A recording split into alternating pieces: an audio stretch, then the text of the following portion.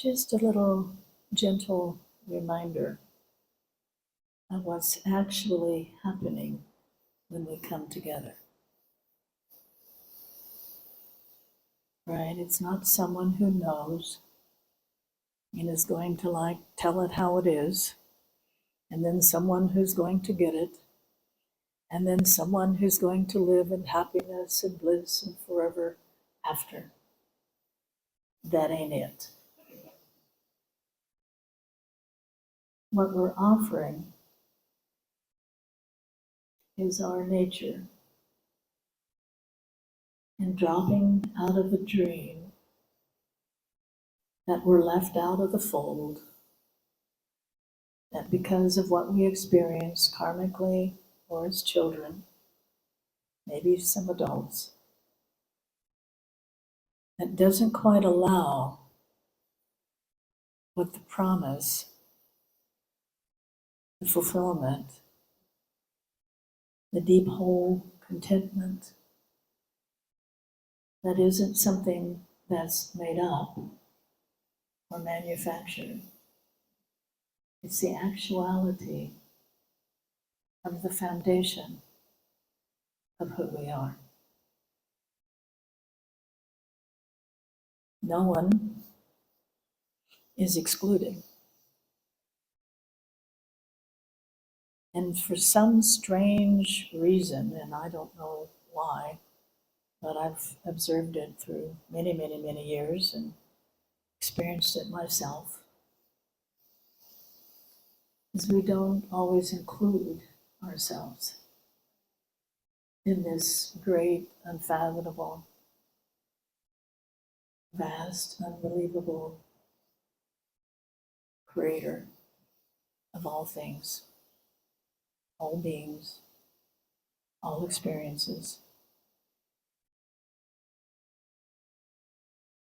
And then somewhere along the line, and at least coming from my own experience, it took quite a while, this is included. It just blooms in every cell of your being. And it isn't something that you make happen or deserve to happen. None of that's is sort of irrelevant. Are you breathing? Are you alive? Do you move? Do you dance? Do you sing? Do you cry? That's you in your illuminated divine state that then allows this beautiful construction, the marriage of the earth and her elements and the great vast spirit of everything. Then it comes together, and there's this creation called me, called the body. And in that beautiful marriage, in that beautiful creation, and it doesn't matter what our background is, how we look, what we've done, what we haven't done, what's been done to us. None of it. It doesn't mean that you spiritualize it. Please don't hear that. That's been tried, and it fails every time. There's no exception. But fundamentally, we are this that is the great creatrix of all life. You know, we try to, for whatever reason, I don't know why. I was raised in the middle of central Kansas. It was a German Catholic community, under 1,000 people. You know, good people, but fairly, shall we say, narrow. And I was raised in the Methodist Church. And if any of you have been in the Methodist Church, it's like a no church, right? You know, it's like there isn't any real rules. And I mean, there is, but no one knows them. You just go to church and, you sing and, you go to Sunday school and, stuff like that. So I didn't really have anything to sort of throw out, as a Christian raised person, though I just loved Jesus and I loved God and I loved the earth with a profound passion. And no one could tell me what their version of all of that was. I just, you all take care of that God and hang on, do whatever you want to do with that one. But it's not my spirit. It's not my God. So I had an innate love, but what I was going for was the great mother, for whatever reason, has always been that this life is serving and is aligned to. It has nothing to do with a deity called the mother. People go, well, I'm Kali and I'm this and I'm that. And that's great. That's that particular person's unfolding and walk. But here it was the holy creatrix, the spirit of everything. It was the spirit of everything. And especially someplace like here, it's so available, so rich. I mean, she is singing out of everything. And, we can walk along and think about, if we want to. Or you can open up to this brilliant, living, singing, vital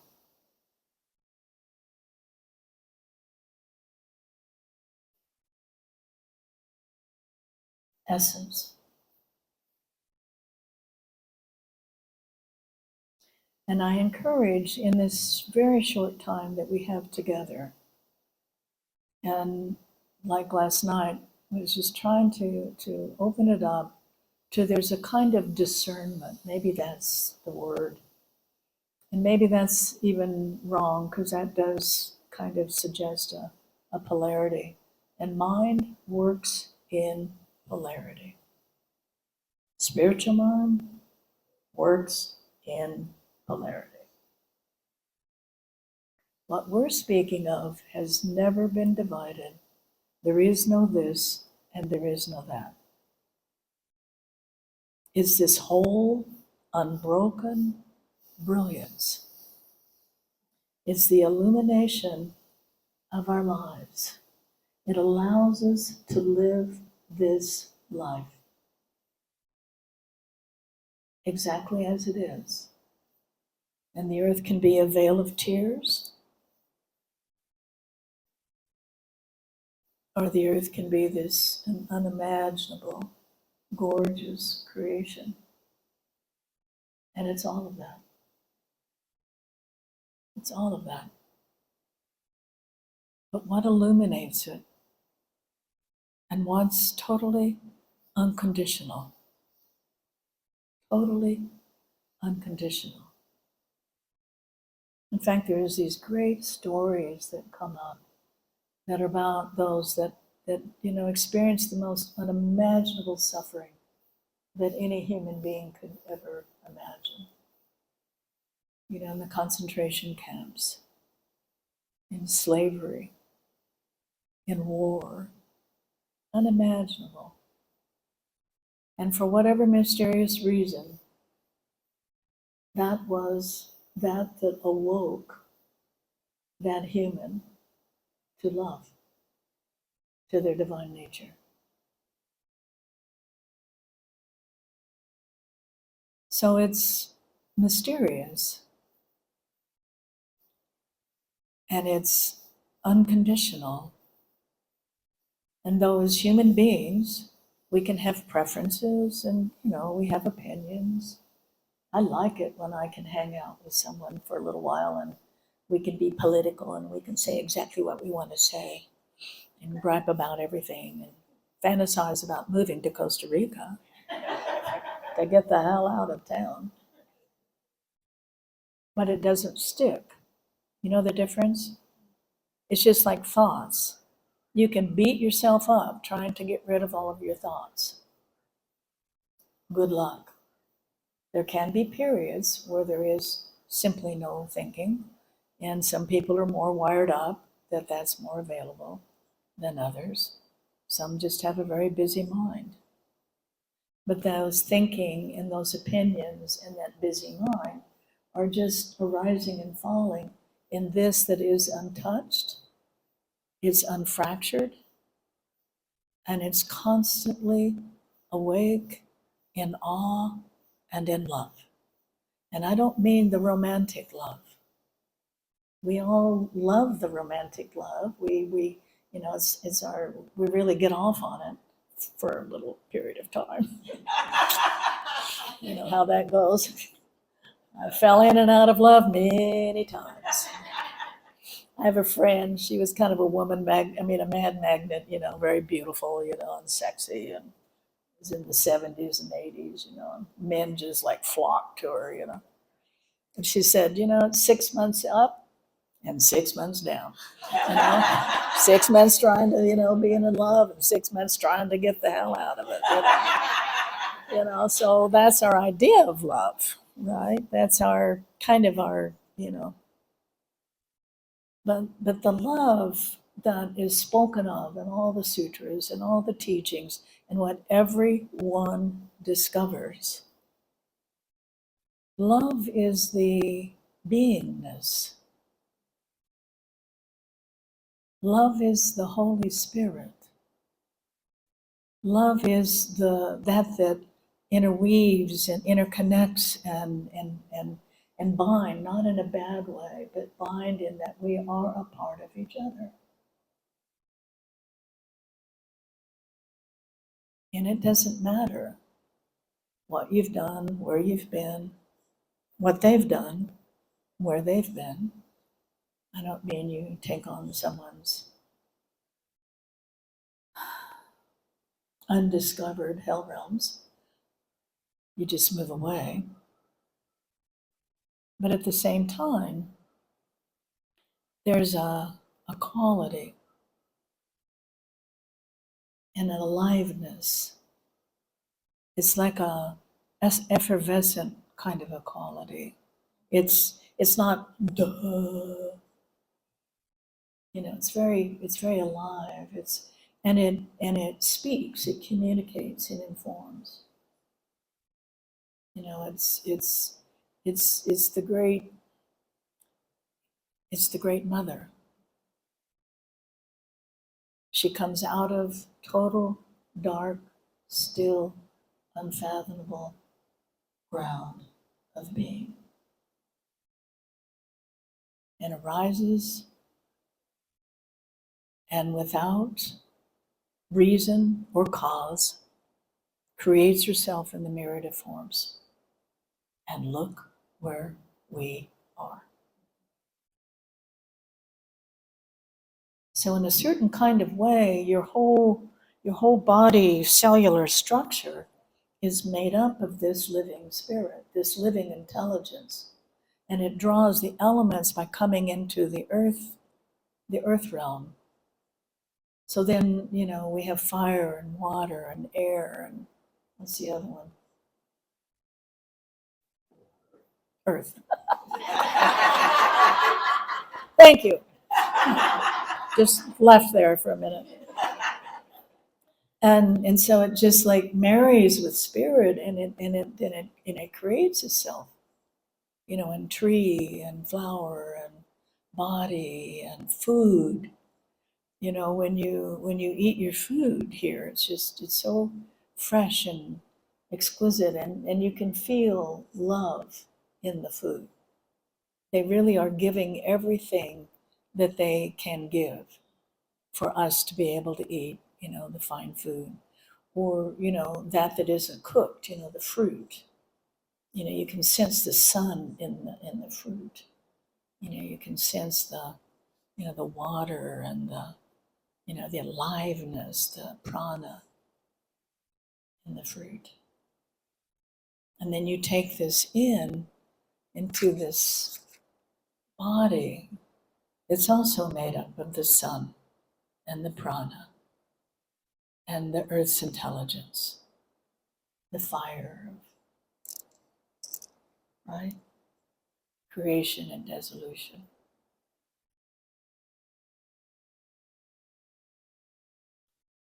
So the discernment that I'm pointing to isn't so much like a practice or an effort. It's a simple shift of attention. And the attention is drawn habitually to the thoughts, the emotions that then support the thoughts, the the feeling that then goes along as sort of a sensation, but there's a feeling in the body, and is familiar. Because most of us, I can remember when I was quite young, like 3, 4, 5, and my mother was chronically depressed. She just had a lot of loss and just in her own mind, and she must have been a powerful woman because she backed it up in her life. Good things just didn't happen to her. She lost people that she loved the most, and quick and sudden she was ill a lot and didn't have much money and didn't think she was very beautiful. So there was a lot of sadness in the house. Just was depressed. And I can remember as a little tiny kid, and I was sort of in another dimension, thank God. There's nothing wrong with checking out if you're a kid, you're right, sometimes that's the best way to handle it, you just leave, And I was sort of like that, I was kind of spacey, and I read real early and I drifted in my own mind. But I can remember the very same feelings and responses to what was that when I was, an adult, in my 20s and 30s. Do you know what I'm trying to say? It isn't like, you gather, you gather experiences. I'm not saying that you don't as children and even as adults, but you kind of come in with a certain vibrational level, right?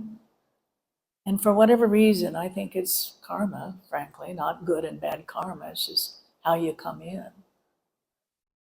And you've learned certain reactions and defenses and, responses. So what I'm trying to encourage the discernment is to just check in to that familiar quality that the persona has developed, and it's developed actually out of wisdom, right? When you're a child and you can't control, your environment, and your parents are going through their whatever they're going through, then you create certain compensations and certain ways of being with it. And for me, I took on that feeling of kind of depressed, not enough. And yet I also was a magical child, trees and sky and visions and dreams, and all of that was just sort of naturally there. And in a way, it was a compensation behavior because I got to check out from, the insanity. And it's no one's fault. It's just an insanity. And some of us, we came through with some pretty good childhood karma. It's pretty good. My sister and I, we had this aunt and uncle, and they were, the twin flame idea, which I don't know if it's even true, but they just played that out. They were so in love. They adored each other.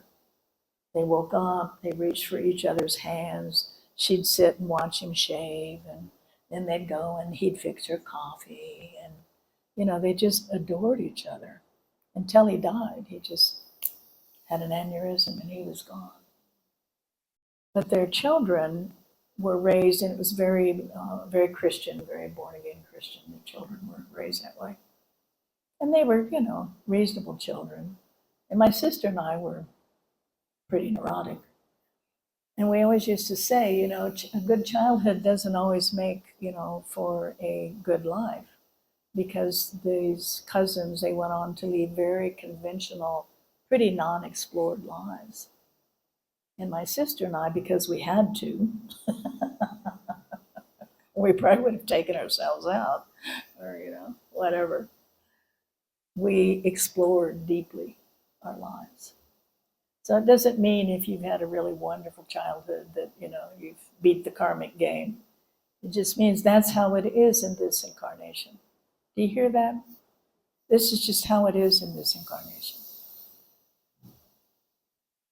It isn't like a win-win or a lose-lose.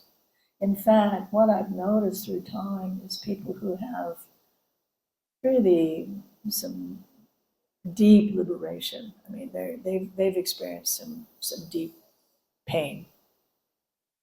Often, they're the ones who wake up. Now, this isn't always true. Eckhart Tolle, Katie Byron, are two good examples. And I always wondered about that. And I think, sometimes it's because you can. You're going to burn it all up now. And then you can be of benefit to others. There's nothing like a wounded healer. They get it. All the years, I was a medical intuitive for 13 years and did a lot of intuitive work. If you can see, then people want to should I move to New York? Should I marry this person? And I go, well, I don't know. Looks good, It's just how that goes, it gets drawn out of you, I heard everything there was to hear in the human condition. And what I noticed, there was no judgment there. It just didn't exist. I either have seen it or done it.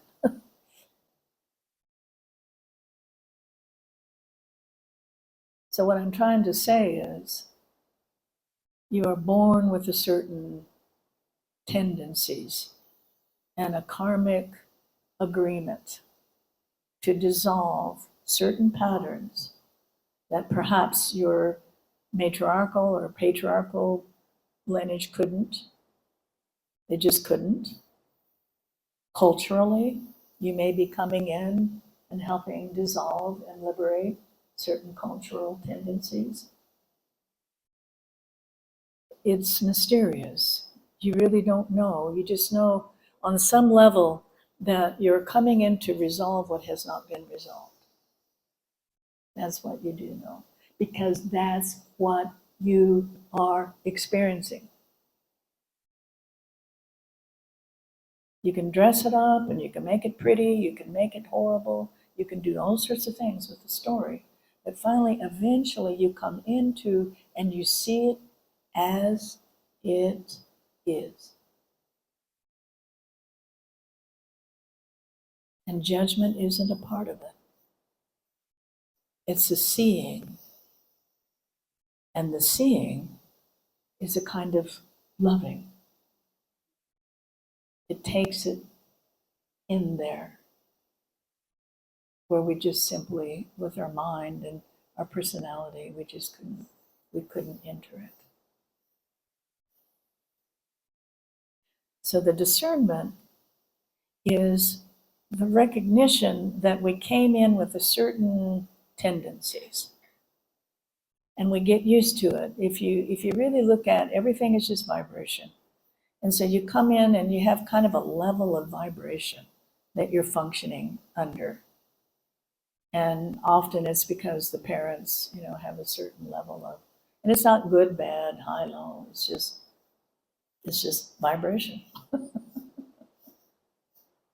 So the discernment, if you can not spiritualize what's in the past or your tendency of thought, but bring it up, right? Allow it to be open and to free itself up, to open and dance with the light and the beauty and the color and the sound and the power of the river and the birds. I was listening to someone the other day talk about the birds, and I was asking, where's the birds? Where's the birds? And Jennifer says, well, they're in the trees, Okay.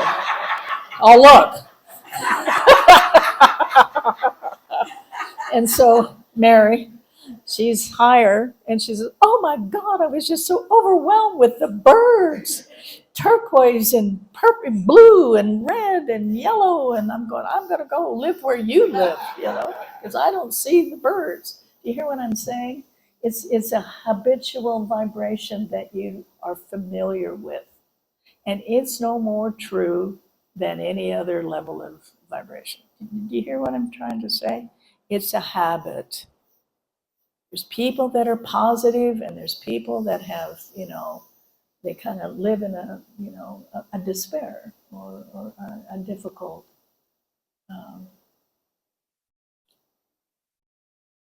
level. And again, not high or low, not good or bad. It's just a habitual way of functioning. You're used to it. We used to, there was several families that we kind of would hang out together in Colorado, and then in the Flint Hills around Manhattan, Kansas, and wonderful people. It was a wonderful family community. But there'd be this passel of kids, 5, 6 of them, and they just ran wild.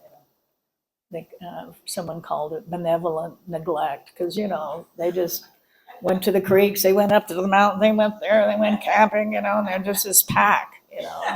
Shayla was always the little one. And they would drag her everywhere. She was hanging on. They would drag her through, everything.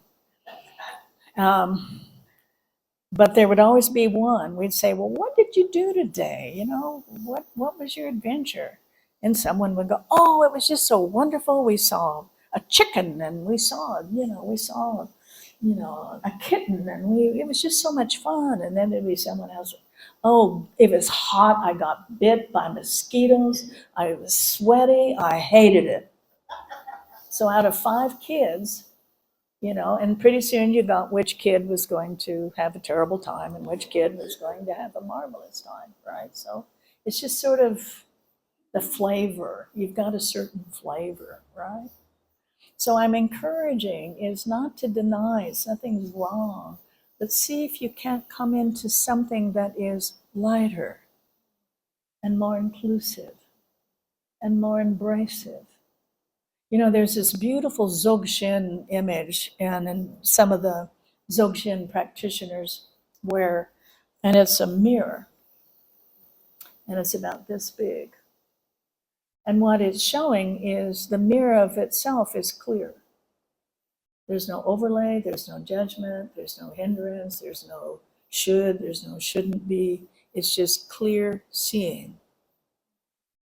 But whatever shows up in the mirror then is a literal mental overlay. And it was absorbed, and it's innocent. But that mirror goes, oh, for God's sake, I can't believe they wear those blue pants with that striped weird shirt. And you could care less if they're wearing a striped, stupid looking shirt, right? But something just kind of pops up, right?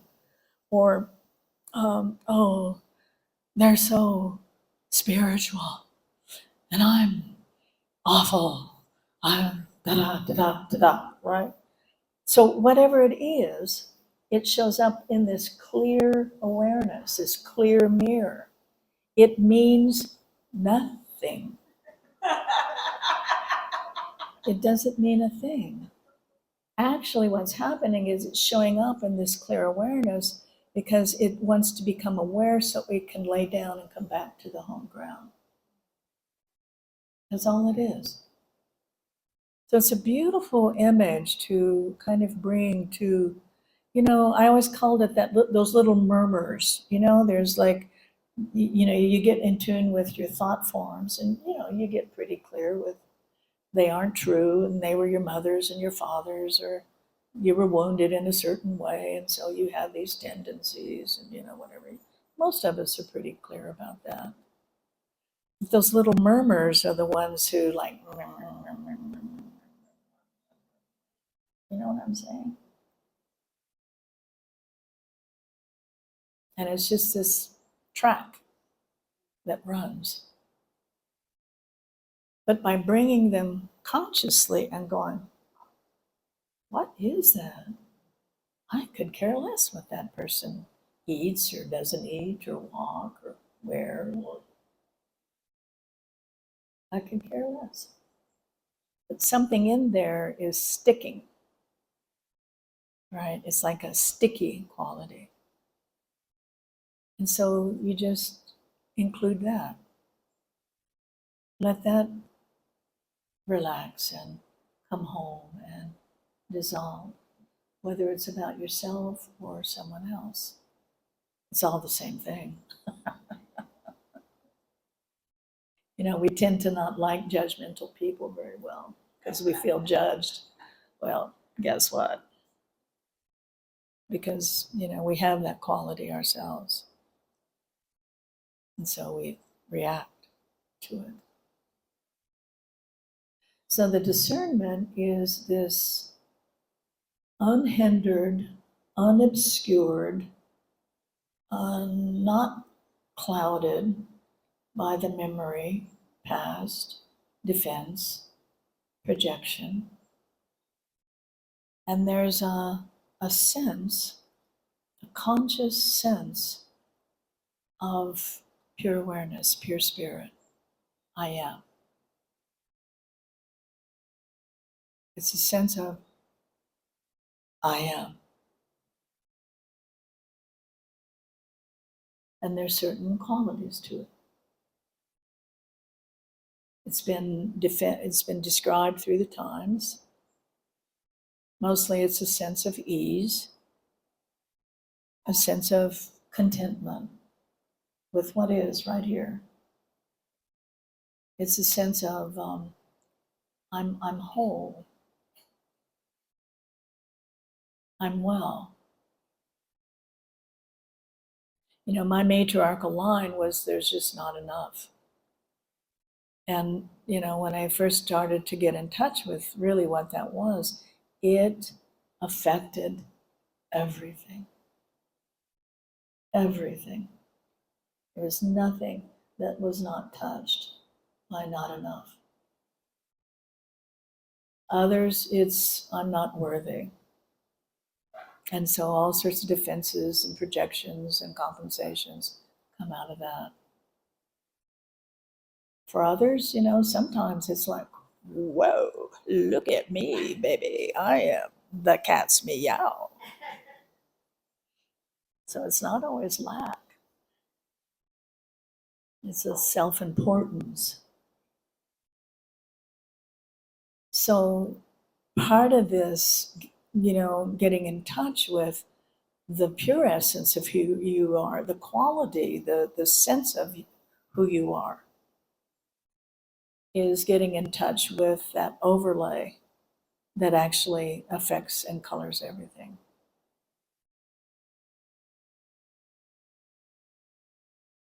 There's a quality that's in the center of your forehead. And if you really look at it, the brain, if you can see people who are really super, super intelligent, they've kind of almost have a bulge in their forehead. And that's, what is that called? The frontal brain, what is it called? Frontal lobe, yeah. And there, the discernment, not the discernment, but the polarities and this and that, and, remembering and all of that is, it's located here.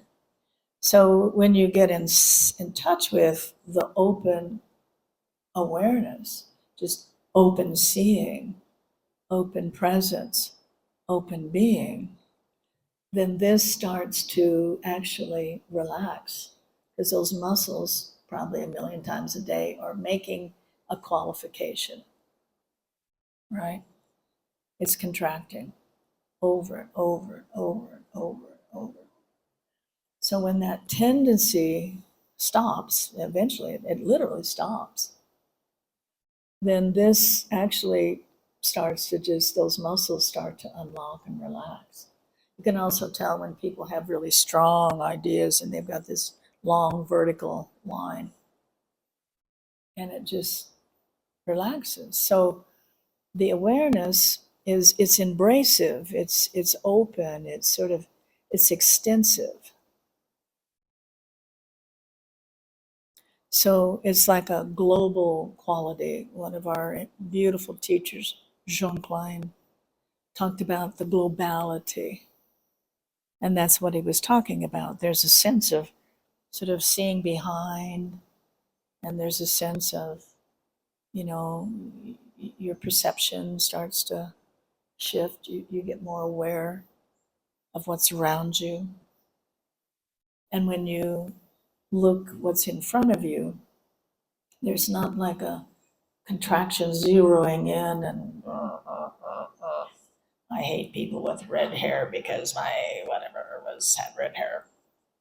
It's just seeing, right? It's just seeing. So one opens up into this kind of global, open, but very rooted, very here, very here. And you can sense it when you're hanging out with people that have that. They're just here, right? Their eyes aren't darting all over the place and wishing you could shut up so they could say what they want to say. In fact, my beloved husband, and he's given me permission to say whatever I want to say, so this is cool.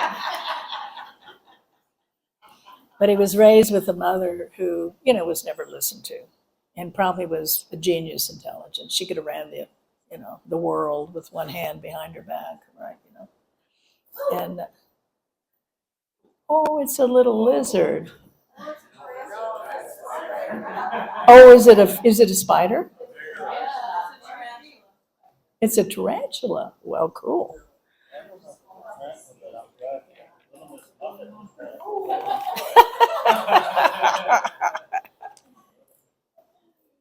Well, how do you feel? Do you want it under close to you, or you want us to try to pick it up and on a piece of paper?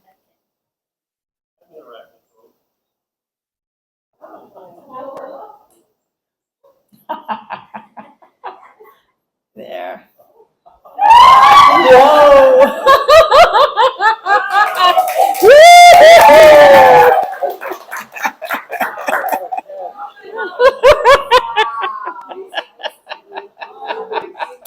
Now that's a Costa Rica girl.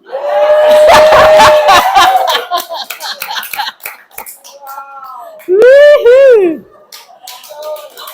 Yeah, we want you on our side. Yeah.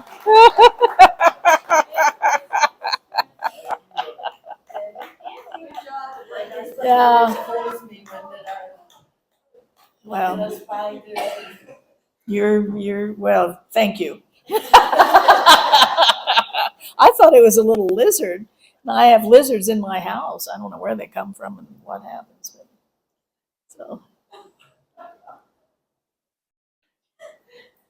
and wasn't it interesting? Everyone like went.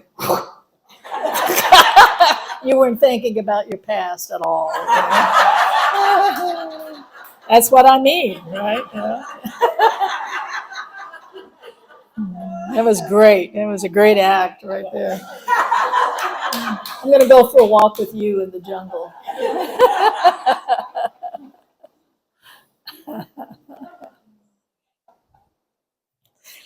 So I'm just going to keep coming back to, there is a unique sense of presence that is who you are. The remembering the habits from the past the projections to the future are all learned. Every bit of it. Some of us have more functional learned patterns than others. Now, I'm neurotic as a $2 bill and still am somewhat, but it doesn't seem to bother me anymore.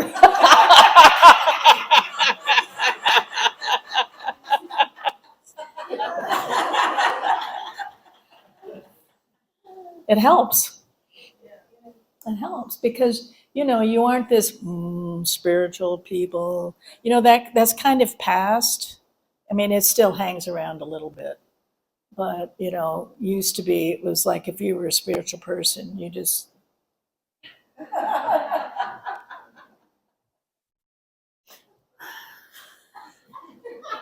And you didn't have an ounce of fat on your body. Right? Never touched meat. You hardly spoke. I mean, I've heard these ungodly stories. This one guy was like, discovering his nature. And so for a year, he never spoke. And he went to his girlfriend's house and he never spoke. And I thought, how rude, actually. Why don't you just stay home and meditate or something? But you know what I'm saying? So what you find is the actual opposite. You are real. And sometimes you're like a tub. Other time you're like bamboo. Other times you're ancient. Other times you're young. You know what I'm saying? It doesn't matter. It just loves its creation and it loves to dance and experience itself in its creation. And it's delighted in its creation. I had a woman beautiful Japanese woman, brilliant. She was the top of her line in the Ivy schools in Japan, which you can imagine what those schools are like. And she supported me for probably about 6 years. I taught in Boulder once a month. And she supported me and I stayed with her. Kind of a brilliant, amazing woman. But I'd pull off some, faux pas and be neurotic or whatever. She went, well, you must have been, you were in Trungpa Rinpoche's, Sangha.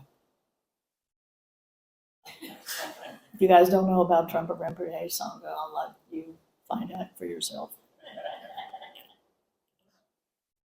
He was a brilliant, brilliant, brilliant, brilliant, brilliant teacher. But he was a teacher of the 70s. So sex, alcohol, no drugs. A lot of sex, a lot of alcohol, a lot of outrageous behaviors. But it didn't interfere. It really didn't. It just allowed a certain authenticity. And authenticity goes a long ways in being able to recognize your nature, but dance in the human experience as your divine nature. And some things fall away, and some don't. Ram Dass's teacher, guru, what was his name? I can't remember it. Yeah. They're all Babas and Mahas and whatever. At his ashram, they just had a lot of sugar and flour and potatoes. And that's what he ate, and he was kind of a tub. Big old. So, you hear what I'm saying? It isn't like you become self-indulgent, but you just let it play and create and express in this beautiful conglomerate of culture and past and image and karma and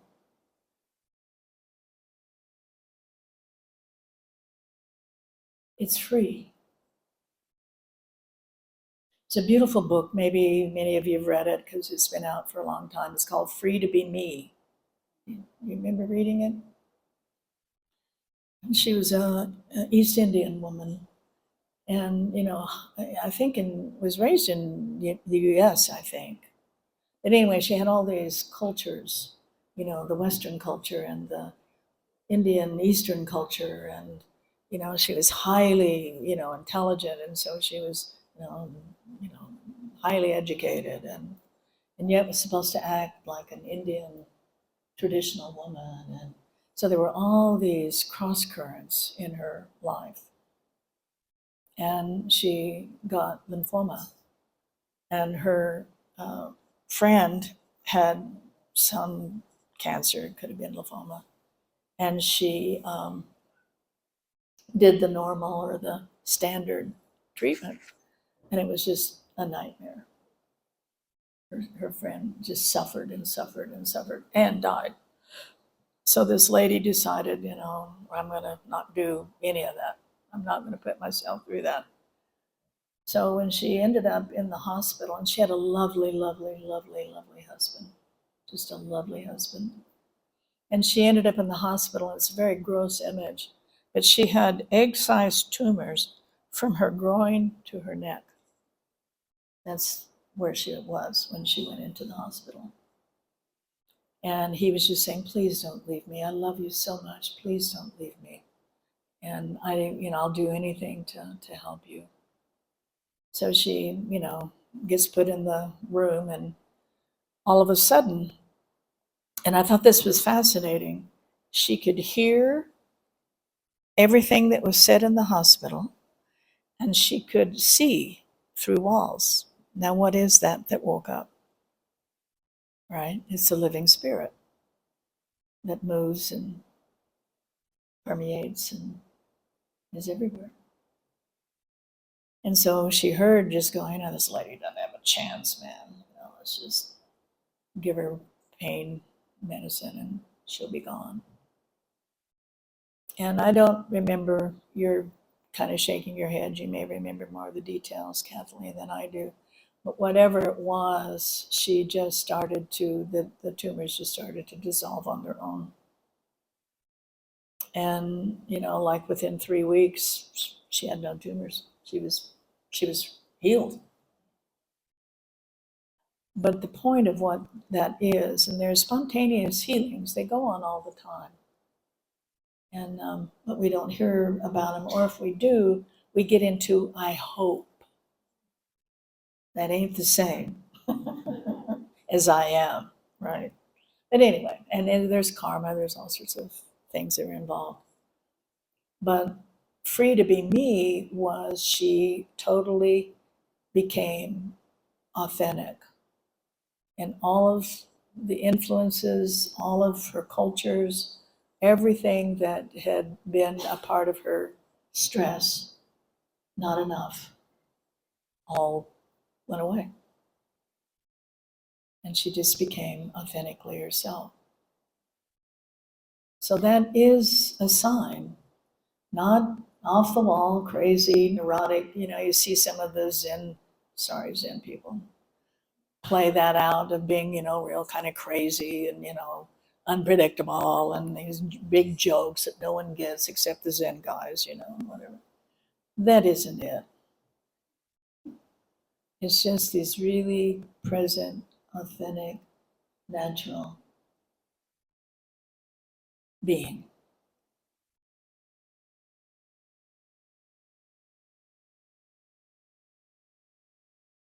Letting this dance to be exactly as it is.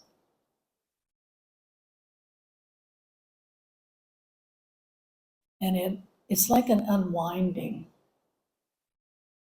The more you bring your attention back to that is constant, that lives within yourselves, that you are wired up from, I don't know what the right word is,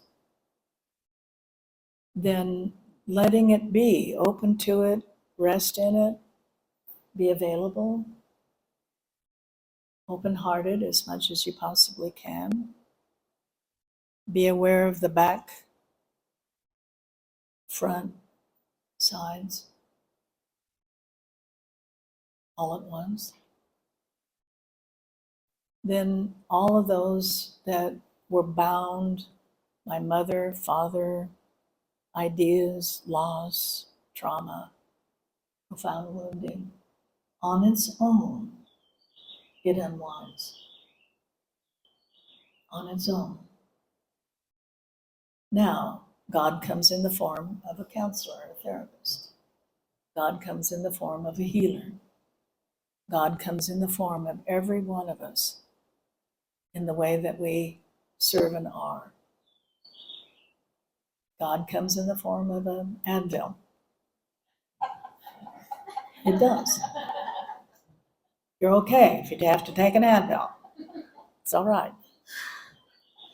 Or surgery, I was really glad when I broke my leg and this, young orthopedic guy comes up, I was really happy. God came in his form and he did a really good job. So you don't push away assistance and, midwife. Honey, if I was going to have babies anymore, I would want you with me. Right? Because God comes in the form. Or the great mother comes in the form. So it uses everything. It uses everything. There's nothing that's not that.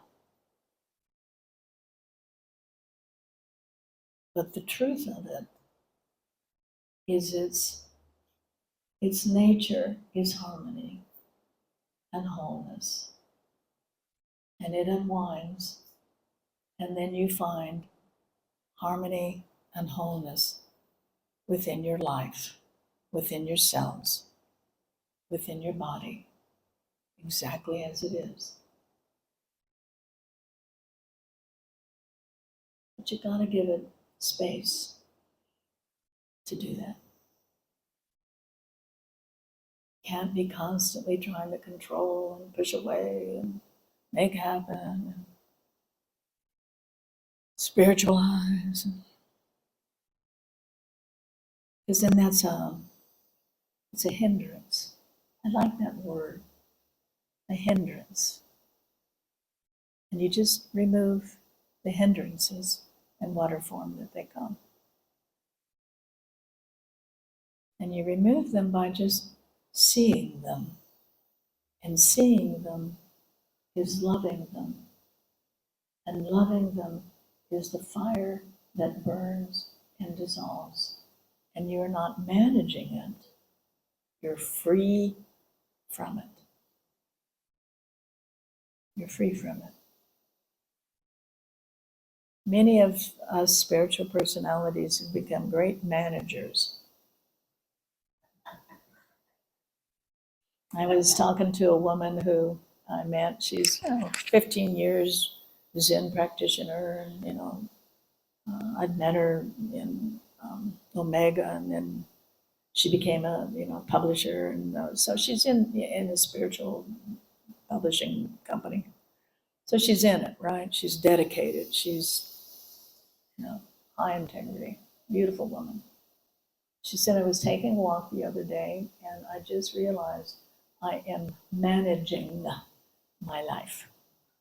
And it used to be from maybe an academic way, now it's a spiritual way. I'm just managing my life.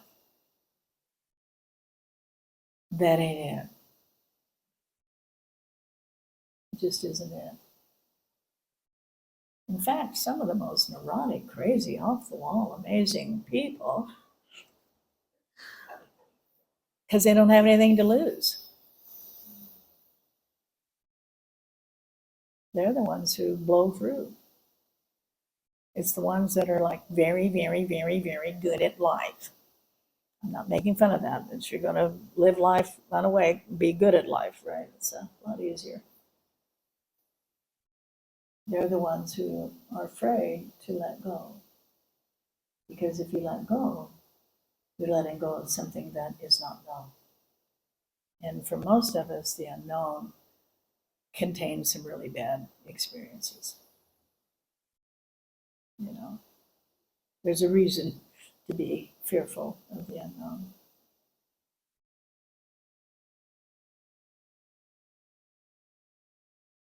But something in you starts to grow, and it's your essence, it's your spirit, it's your beingness, and it just gets bigger and more brilliant and more whole. It occupies your body and your life in a way it can no longer be overlaid and captured and spiritualized and defined. And then there you are.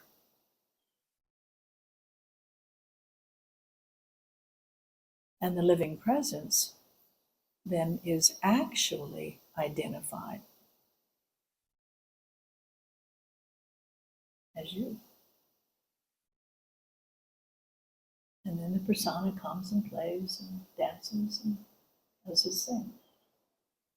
But you're no longer caught in I am an ego that is becoming free and awake. That's not true. And you think that? For me, it was when the actual shift happened. And I went, wow, all the teachers were right. The ego cannot become enlightened. You come up out of the ego. And then it comes back and permeates and loves it all back home. That's how it works.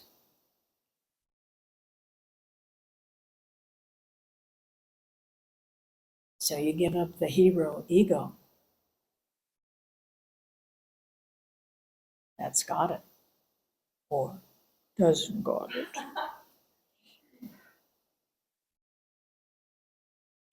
So if I could give a suggestion, it would be to get the sense of that is open and looking and in awe, kind of a wonder, all is well, just seeing. And there's a kind of a delight with it. I like that, delight. Enlightenment, right? Give it a whirl.